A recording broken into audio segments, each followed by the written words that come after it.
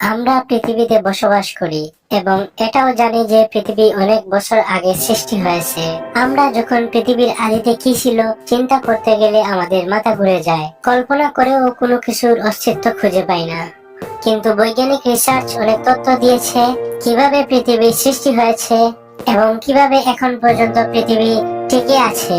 পৃথিবীর সৃষ্টির কথা চিন্তা করলেই প্রথমে চলে আসে সৌরজগৎ। সৌরজগৎ পৃথিবীর সৃষ্টি হওয়ার প্রায় 100 বিলিয়ন বছর আগে সৃষ্টি হয়েছে এবং সৌরজগৎ তৈরি হয়েছে ইউনিভার্সের ধূলিকণা, ছোট ছোট পাথর এবং গ্যাসীয় পদার্থ দ্বারা।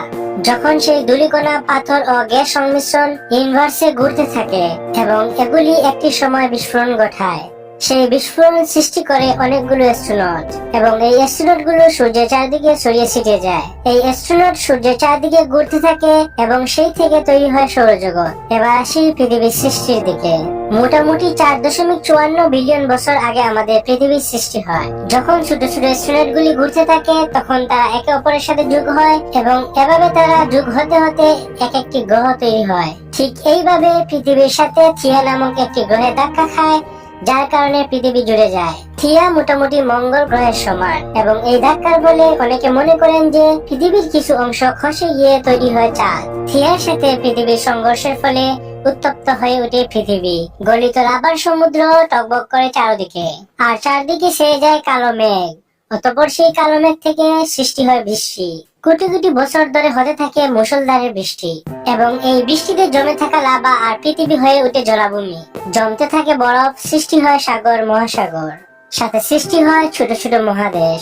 সেই মহাদেশগুলি একে অপরের সাথে যুক্ত হতে থাকে এবং সৃষ্টি করে বড় বড় মহাদেশ, যেটি হয়েছিল মোটামুটি 3.4 বিলিয়ন বছর আগে। মোটামুটি 3.5 বিলিয়ন বছর আগে প্রথম চালক সংশ্লেষ পদ্ধতিতে তৈরি হয় অক্সিজেন।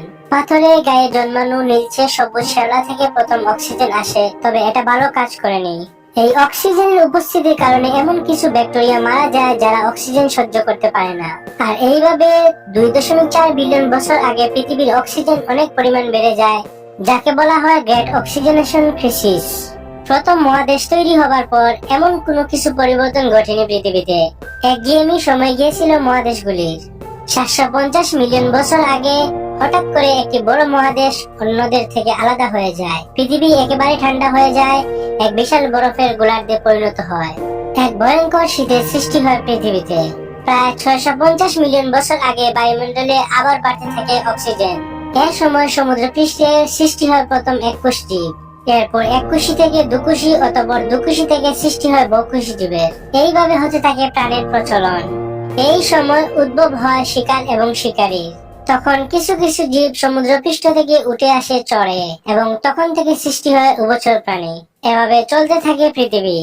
এরপর 230 মিলিয়ন বছর আগে সৃষ্টি হয় সবচাইতে বড় জীব ডাইনোসর। তখন এরাই পৃথিবীর রাজত্ব চালিয়েছে। এরপর 199 মিলিয়ন বছর আগে সৃষ্টি হয় ফ্লাইং রেপিটাইলস বা বড় বড় ডানাওয়ালা পাখি। শুরু হয় ডাইনোসর এবং রেপিটাইলসের মধ্যে সংঘর্ষ, চলতে থাকে অনেক দিন। এভাবে প্রায় 65 মিলিয়ন বছর আগে আবার প্রাণীকুল ধ্বংস হয়ে যায়, অর্থাৎ রেপিটাইলস ডাইনোসরকে ধ্বংস করে ফেলে। পরবর্তীতে উল্কা এসে পৃথিবী ধ্বংস করে ফেলে এবং প্রাণহীন করে ফেলে। এরপরে বিলুপ্ত হয় ডাইনোসর। এভাবে চলতে থাকে পৃথিবী। প্রায় 63 মিলিয়ন বছর আগে আবারও দেখা হয় প্রাণী এবং 45 মিলিয়ন বছর আগে জন্ম হয় উন্নত ও আধুনিক প্রাণী। অনুমান করা হয় প্রায় 6 মিলিয়ন বছর আগে বসবাস করতে থাকে আদিম মানুষ শিল্পাঞ্জি এবং 1.4 মিলিয়ন বছর আগে মানুষ আগুনের ব্যবহার শিখে। এভাবে মানুষ উন্নত সাধন করতে থাকে এবং পরবর্তীতে মানুষ চাষাবাদ শিখে। এইভাবে যতই দিন যেতে থাকে মানুষ ততই ঘনীভূত হতে থাকে। এভাবে মানুষ হয়ে ওঠে পৃথিবীর শ্রেষ্ঠ প্রাণী। বৈজ্ঞানিক অগ্রগতির ফলে আজ মানুষ চাঁদে যেতে সক্ষম হয়েছে এবং সবকিছু উন্নত করতে সক্ষম হয়েছে। এভাবে আজ পর্যন্ত চলতেছে পৃথিবী। আপনার যদি ভিডিওটি ভালো লাগে তাহলে অবশ্যই ভিডিওটি শেয়ার করবেন।